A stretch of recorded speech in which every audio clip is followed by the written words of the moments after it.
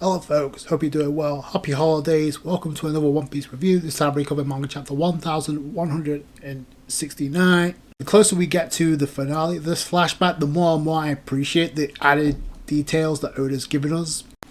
And I was already looking forward to this backstory, this Loki and Harold fight that we're about to get, or this death match, before we even got the flashback. So Oda's given us tidbits of information as we go along.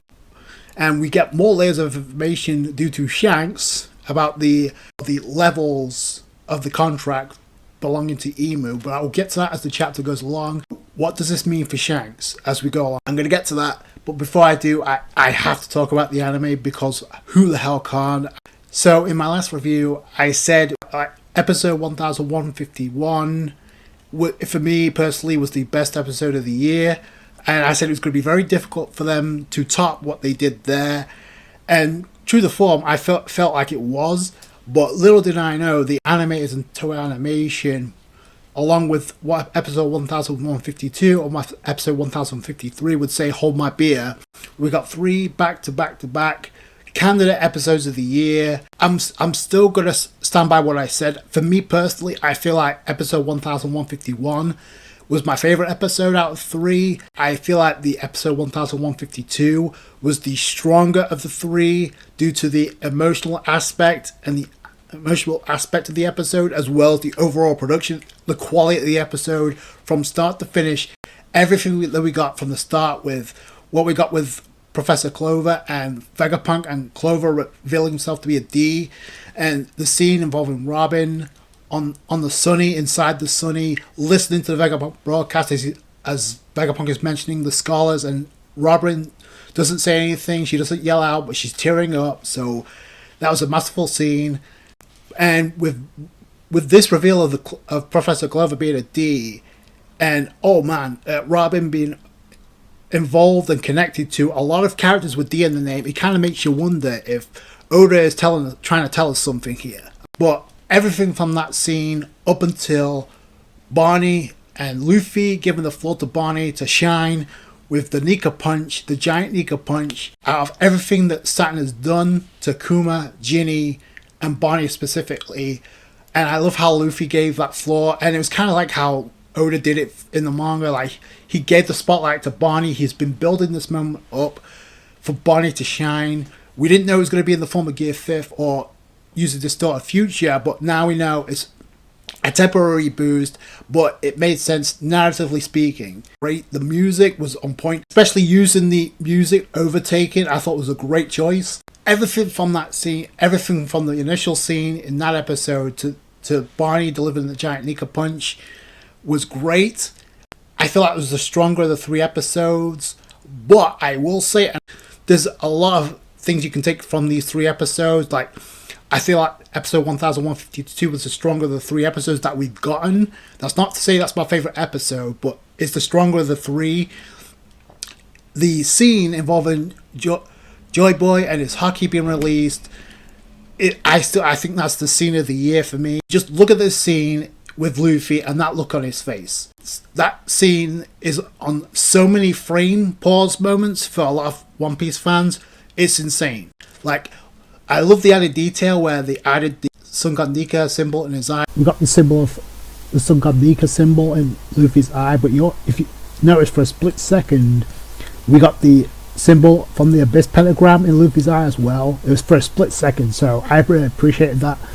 But for me, what really put this scene over the top, as visually insane as it was, I think it was the scene with Emu and Emu yelling before Emu mentioned Joy Boy, and just Emu having a crash out moment.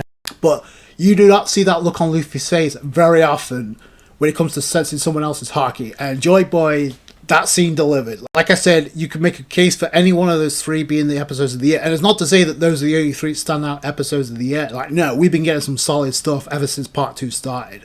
They are ending Egghead Island in the anime very strong.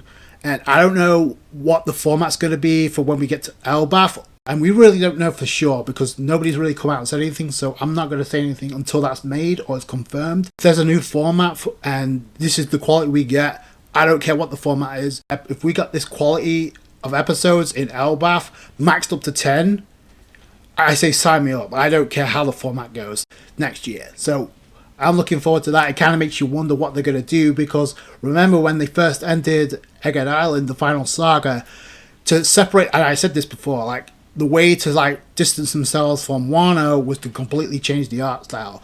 A lot of people complained about that at the beginning.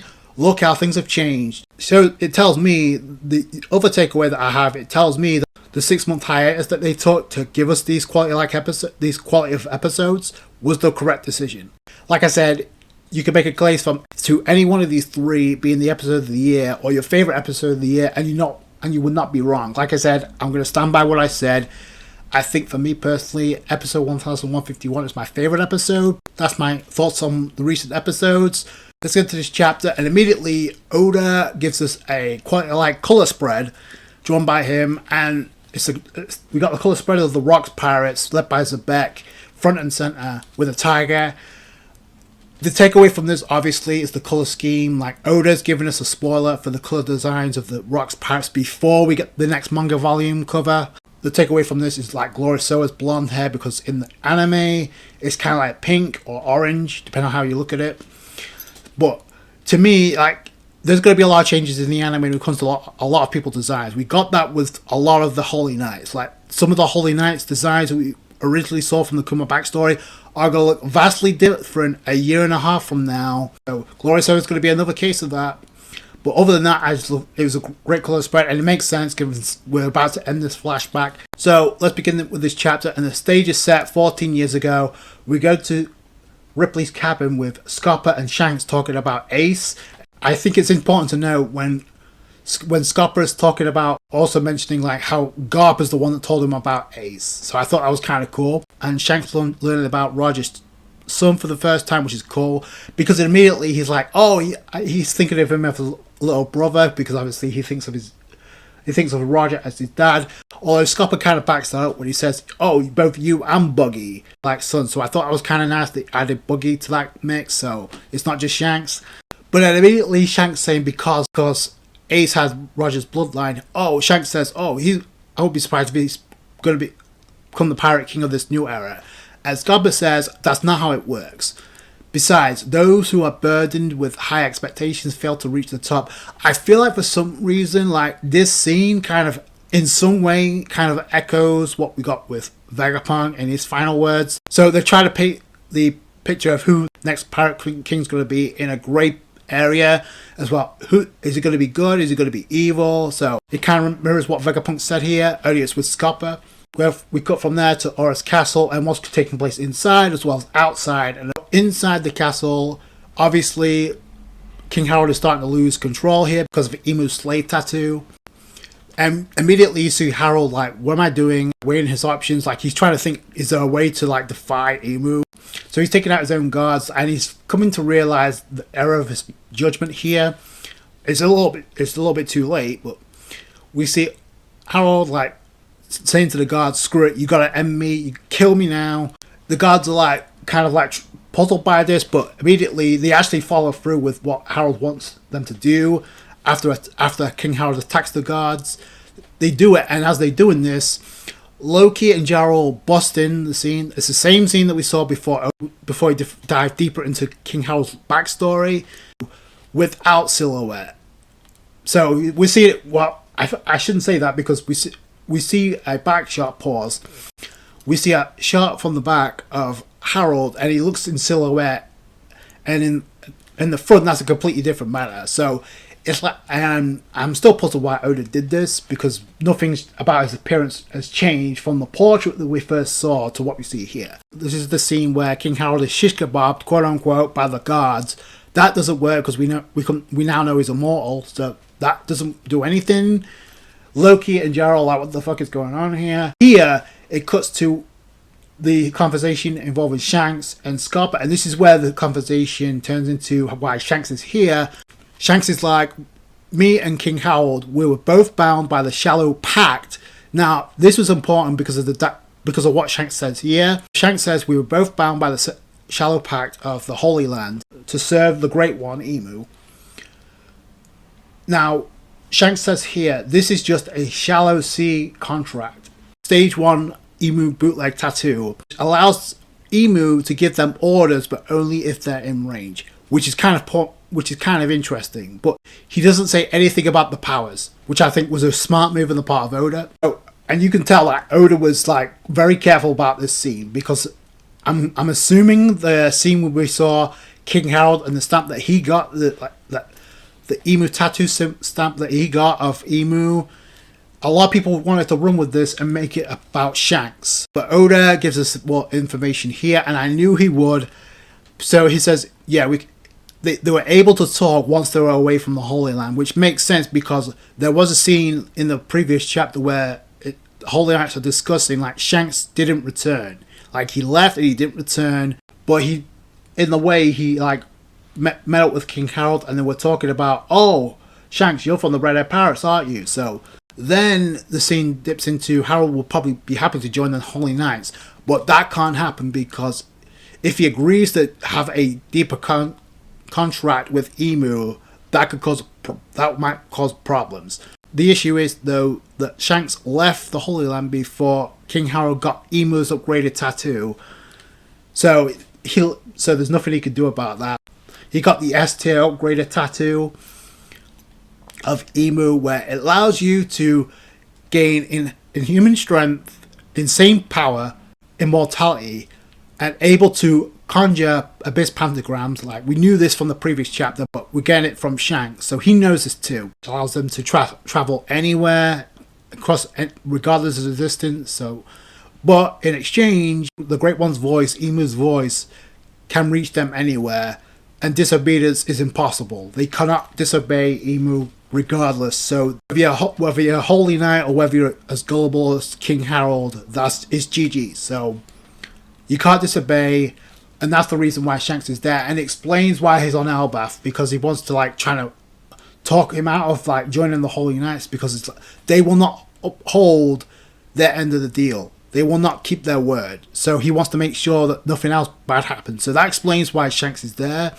So after this, both of them notice the hockey clash. They sense the hockey clash coming from Loki and King Harold inside the castle. And we see a clash to where Loki's like trying to stop.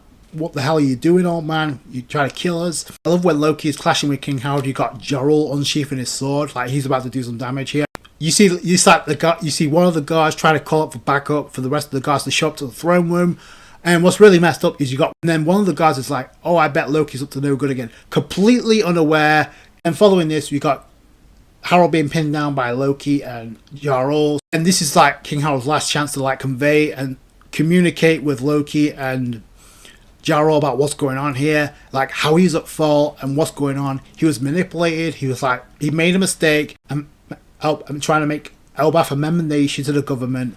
They're trying to enslave the people of elbaph into warriors for the government. They never intended to keep their word from the very start. Jarl looks on, very concerned. Loki's like freaking out, what the hell are you talking about? So, but even though, and this is kind of important though, the world government is being brought up by King Harold, I'm thinking, why has nobody but Jarl spoken about this? But no, once the scene goes on, once this chapter plays itself out, it makes perfect sense why nobody but Jarl knows about the truth. So, and we kind of should have expected as much, but I just like the added details that Oda's given us here and there. Conversation turns into King Harold telling Jarl, listen, Loki needs to be the one to eat elbaf's secret treasure, the legendary rare devil fruit. We're finally getting to that as well. I'm the worst king in elbaph history. So he realizes the error of his ways, but it's too little too late. But then this is like King Harold's like final message to Loki, like, you must kill me and take my throne, Loki. elbaph know what a disgrace of a king I was. Kill me and elevate yourself as a hero. And the moment he said that to Loki, it kind of reminds me of Sasuke and Itachi's dynamic, to be honest with you, what Itachi wanted Sasuke to do. Not letting the truth get out until Toby fucked that up. But I was a disgrace of a king. Let him know. I don't care how I'm remembered. The only thing that matters is to secure the elbaf's future. And I feel like those words right there are going to resonate in 2026 with Loki. I'm counting on you, Loki, to make things right. So all this dialogue is to prep Loki up to be the hero of the elbaph. Although this scene is going to be so Loki and Haradin, along with Luffy, are going to be the ones to make things right. to be the heroes of elbaph. This is where it's going in 2026. All of a sudden, you see, indeed, Harold is gone. I am now the Great One's vessel. He cranks his neck like a badass, and it's pretty much deathmatch city, here we come. Because he's like, none of you will be allowed to escape. The truth of what happened will die with the rest of you here. We get panels of one of the guards trying to like warn everybody to get away. You got the scene of King Harold towering over him and just steps on his head. It's brutal as all hell, and as he's just walking by because he's going after Loki. Oh, you're going after the legendary devil fruit? I can't allow that. All these people here, they're witnesses to the truth of what's going on here. Emu can't allow that. So you see Loki trying to run away, trying to get to the devil fruit. Why do I have to eat this devil fruit? And I'm like with Jarl on this, like, you better eat that devil fruit. King Harold's in hot pursuit. He's like, you're not getting that. Look, you're not eating that devil fruit, Loki. In comes Jarl and stabs King Harold. That doesn't work, but it's only to buy Loki time so he can get to the fruit. Because following this, King Harold's like, oh, I must return your sword. So apparently the sword the sword wound we see in Jarl's head now is because of the sword that Jarl once gave King Harold. So let me return this sword back to you. And he's just stabbed him in the head. But then Loki says, I need to eat the fruit and take up Ragnir. So he's obviously referring to the hammer, the giant hammer that we've seen Loki use. This is where King Harold snaps. He's like, no, I won't let you. But just then, King Harold is intercepted by Shanks and Scopper in a badass scene and take down King Harold momentarily. They find Jarl, but Jarl's like, don't worry about me. Stop Harold. You can't let Harold catch up to Loki. So it's not like they don't know of the situation here. So this is another detail of the overall scene. Shanks is trying to reason with King Harold, like, he knows what's going on, he's losing control. Shanks is like, look at what you're doing, open your eyes, it's not going to work. King Harold gets back up and he says, yo, Shanks, how you doing? This immortality thing is kind of awesome, you should try it. And Shanks is finally realizing there's no way to free him, having followed these orders. So it's GG's, except to let Loki be the one to take King Harold down. And this is what the final scene is leading to. So Loki finds the treasure chest with the legendary red devil fruit inside, but before he can even open that, in comes Ragnir out of nowhere. It's like thrown out of nowhere, and Loki avoids, and that's how Oda ends the chapter. So this is pretty much Oda revealing he's a fan of Thor and he's a fan of Marvel. So if you're not aware, the Millionaire can move on its own regarding Thor's thoughts, mental thoughts. It can move by will or mental commands. So it can move dependently on its own. And a hammer that's a reference to Thor is attacking Loki on its own. It's cool that Oda's using the Millionaire as reference for this hammer that we know Loki's going to adopt for himself on top of the devil fruit. So that's really cool. So Oda's following along with the Norse mythology vibe of elbaph, so that's really cool. So two things come to mind immediately with the scene. Number one is either the hammer is like testing Loki or it's being programmed by somebody else. But let's address the elephant in the room. Oda was very careful on how he handled this dialogue with this scene involving Shanks, because in the previous chapter, following the previous chapter, when we got the information about the tattoo and how it can grant inhuman strength and immortality, a lot of people try to use this as a way to, wait a minute, what about Shanks? What does this mean for Shanks? I was going to mention something about it, but I was like, no, because I know Oda's going to reveal something because the flashback isn't done and we know Shanks is a part of it. So I waited till this chapter, and lo and behold, we got a scene involving more information about Shanks. So there's layers to this emu tattoo. Once you get the bootleg version, emu can communicate with you, but only if you're in range. If you're away from the Holy Land, you're in luck. If you get the upgraded emu tattoo, so I have a question about this because as of right now, King Harold has immortality. He's going to don the root of Shanks. He's going to lose his arm and lose his ability to regenerate. So is that the loophole for the regeneration capabilities of the Holy Knights? In the present, and I know it's been a while, but Scopper did slice and dice up Saint Summers, and he was struggling to put himself back together. It kind of looks like that's the case, and this is where the other part that I'm going with this, because the thing about this scene involving Shanks, like, this could tie into the secret that Loki was dangling over Luffy's head, that Oda was dangling over our heads. For the majority, we still haven't got an explanation or a reasoning or what's going on here. Oda could save that for a scene before elbaph ends. But where else could he tie this into? It doesn't matter if Shanks had this ability or not. Like, he doesn't have it anymore because he lost that limb.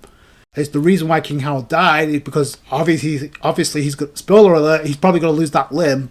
No matter the upgrade, no matter how dark this secret is, it's not going to affect what's going on in the present. So it has to impact Luffy currently, or we're going to get a reveal like, oh, by the way, Shanks was lied to and he can be communicated by Emu. Like, and what really sucks is like, this is being forced on Loki and it's not his fault. And like that was obvious even before we jumped into this backstory, but now it's like, wow, this is really unfair to Loki. Like, but now this makes perfect sense as to why Scopper's there, because what not only did he say he sensed the same hockey coming from Gunko that he did the day that King Howard was killed, but also he was in the castle in person, so he saw everything that went down.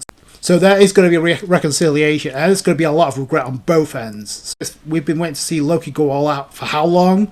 We're going to get that in 2026 once he gets unshackled and healed up, but I can't wait.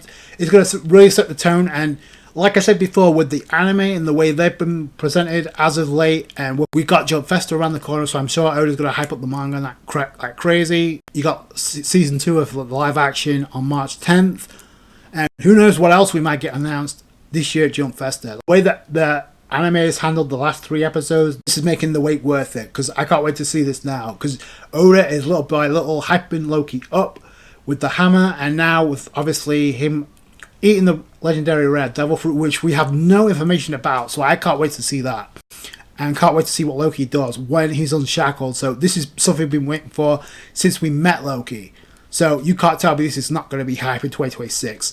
See this motherfucker cut loose. Literally, it's going to be a taste of what we're going to get from Loki in the present once we get out of flashback mode in 2026. So I can't wait to see that. Let me know what you guys think down below. That's going to do it for you guys. Thank you so much for watching. If you enjoyed this video, you guys know what to do. Hit that thumbs up. I appreciate that. I appreciate your guys' support. Happy holidays. Catch you guys later. Thanks, guys. Bye.